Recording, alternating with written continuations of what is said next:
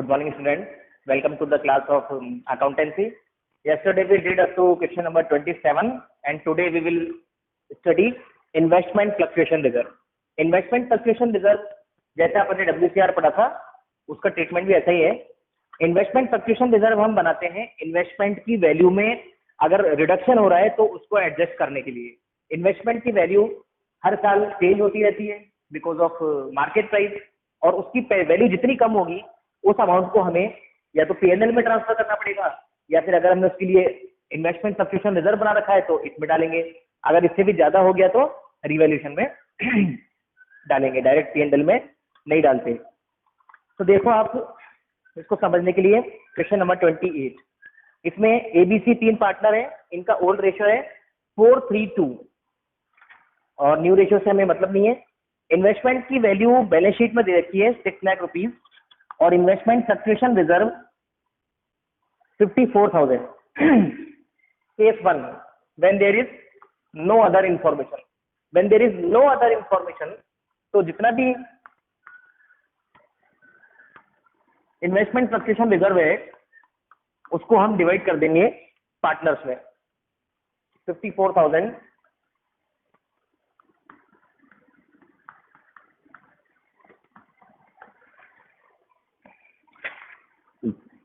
4:3:2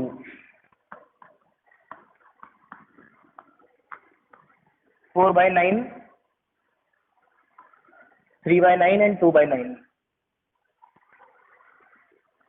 24,000 18,000 and 12,000. So this is the first case. Case second, if the market value of investment is rupees 6 lakh, तो market value और cost सब बराबर है तो इसमें कोई चेंज नहीं आएगा, सेम एंट्री होगी क्योंकि मार्केट वैल्यू इन्वेस्टमेंट की कम हुई नहीं तो हम क्यों चार्ज करेंगे, सेम पार्टनर्स में डिवाइड कर देंगे. केस थर्ड है, if the market value of investment is rupees 5,91,000, यानी कि जितना रिडक्शन हुआ है इन्वेस्टमेंट में वो इन्वेस्टमेंट फ्लक्चुएशन रिजर्व से कम है. यहाँ पर देखो आप, इन्वेस्टमेंट की वैल्यू 9,000 से कम हुई है जबकि हमारे पास रिजर्व कितना है 54,000. अब इसमें देखो जनरल एंट्री कैसे होगी. Investment fluctuation reserve account debit 54,000 और 9,000 रुपए इन्वेस्टमेंट में अपने को कम करने हैं तो इन्वेस्टमेंट अकाउंट क्रेडिट हो जाएगा 9,000 रुपीज से, और फिर जो बचेगा उसको हम पार्टनर्स में डिवाइड कर देंगे, टू ए, टू बी और टू सी. 54 में से 9 गए, 45,000 को हम इनके रेशियो में डिवाइड कर देंगे 4/9 3/9 और 2/9.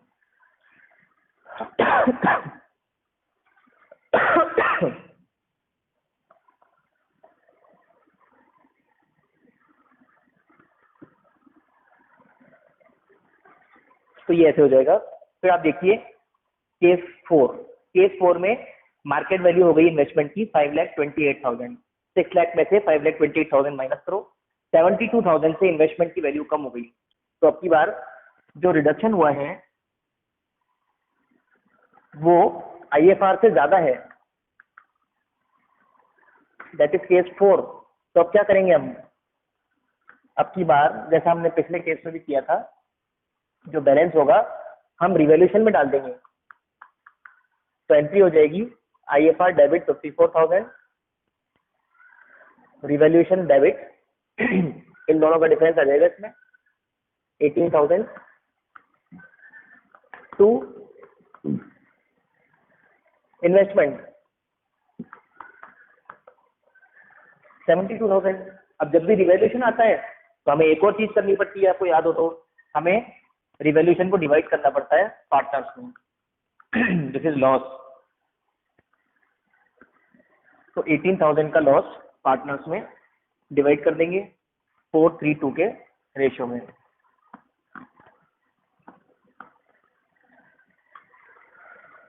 केस नंबर 5 में इन्वेस्टमेंट की वैल्यू इंक्रीज हो गई।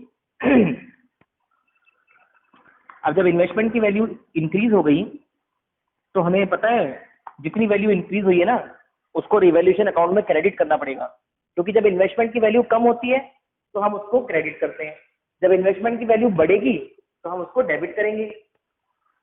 और क्रेडिट किसको करेंगे? रिवैल्यूएशन को। तो 60,000 रुपीज हम डाल देंगे रिवैल्यूएशन में। अब इस क्वेश्चन में 2 एंट्रीज और होंगी अभी। एक एंट्री तो होगी आईएफआर को डिवाइड करने की, क्योंकि आईएफआर हमारे जो था वो कुछ काम में ही नहीं आया, तो उसको हम पार्टनर्स में डिवाइड कर देंगे। बिल्कुल सेम यही वाले अमाउंट आ जाएंगे, 24, 18 और 12। इसके अलावा रिवैल्यूएशन भी तो आया है, रिवैल्यूएशन को भी डिवाइड करना पड़ेगा।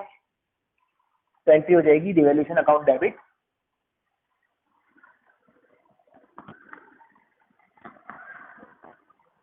कितना आया रिवैल्यूएशन? 60,000, क्योंकि 60,000 से इन्वेस्टमेंट की वैल्यू इंक्रीज हो गई थी। इसको डिवाइड कर देंगे ए, बी और सी में, 4, 3,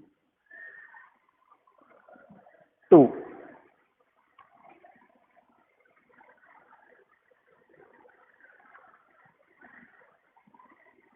ये पॉइंट्स में आएगा 26,667 और 20,000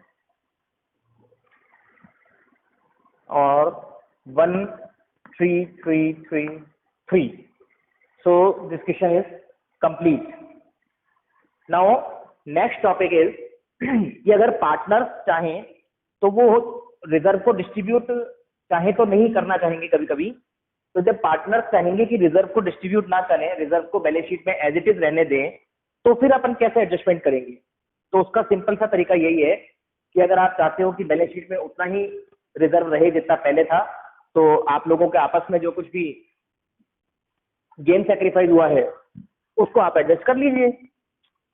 तो जब भी क्वेश्चन में लिखा हुआ आ जाए कि partners do not want to distribute reserve, partners do not want to disturb the reserve, इस तरह की अगर लैंग्वेज आ जाए तो आप क्या करेंगे? जो भी रिजर्व है उसके लिए आप एडजस्टमेंट एंट्री पास कर देंगे, जैसा कि हम गुडविल में करते थे। तो देखिए आप क्वेश्चन नंबर 29 में रिजर्व है 54,000 का, और उसमें फर्स्ट पॉइंट है कि वो ट्रांसफर करना चाहते हैं, सेकंड पॉइंट है कि वो ट्रांसफर नहीं करना चाहते। तो मैं आपको 29 का सेकंड पॉइंट करवा रहा हूँ, फर्स्ट पॉइंट आपको करना है। और मैंने अभी आपको समझाया कि when partners do not want to distribute reserve then you have to calculate the gaining and sacrificing ratio. So old partners थे ए और बी, उनका रेशियो था 3:2, जबकि नए पार्टनर हैं A B C,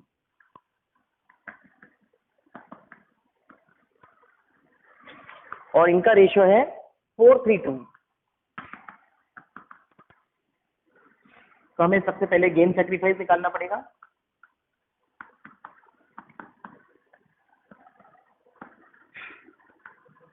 four by 9, 2/5 minus 3/9 और 0 minus 2/9। LCM is 45, 27 minus 20, 7/45 sacrifice, LCM 45, 18 minus 15, 3/45 sacrifice, और C को गेन हुआ है 2/9। LCM सेम करने के लिए इसको 5 से मल्टीप्लाई कर दो, तो इसको गेन हुआ है 10/45। अभी मैंने आपको समझाया कि अपन एडजस्टमेंट कैसे करेंगे। Gaining partners capital account debit, gaining partners capital account debit to sacrificing partners, ऐसे ही करते थे अपन गुडविल का एडजस्टमेंट। तो अब रिजर्व का भी ऐसे ही करना पड़ेगा, when partners do not want to distribute reserve. So total general reserve is 54,000। 54,000 को आपको इसके रेशियो से मल्टीप्लाई करना पड़ेगा। सी का गेनिंग रेशियो कितना है? 10/45। तो 54,000 का 10/45 निकाल लेंगे अपन, सो इट विल बी 12,000। अब ए का अमाउंट निकाल लो। 12,000 को इन दोनों में डिवाइड कर देंगे 7:3 में। नहीं, और अगर आप अपने पुराने तरीके से करना चाहते हो तो टोटल 54,000 का 7/45 निकाल लो और 3/45 निकाल लो, तो ये आ जाएगा आपका 8400 और 3600।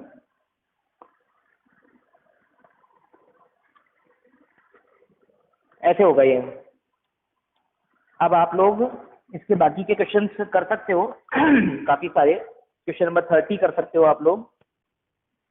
क्वेश्चन नंबर 31 में आपके पास दो अमाउंट है, एक तो है P&L 24,000, दूसरा एडवर्टाइजमेंट सस्पेंस 12,000।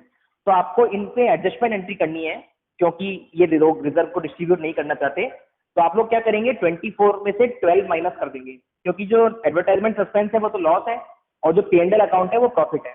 प्रॉफिट में से लॉस माइनस कर दोगे तो आपके पास एडजस्टमेंट अमाउंट आ जाएगा 12,000। और फिर इस 12,000 से आपको ऐसे ही गेनिंग टू सैक्रिफाइस वाली एंट्री करनी है। 32 का ए भी सेम है, 32 का बी भी सेम है। 33 क्वेश्चन में आपके पास गुडविल भी है और रिजर्व भी है और P&L भी है। And partners do not want to record, they want to record single journal entry. तो आप तीनों को ऐड कर लीजिएंगे, गुडविल, जनरल रिजर्व और P&L, तीनों को ऐड करके आपको एडजस्टमेंट एंट्री करनी है क्वेश्चन नंबर 33 में।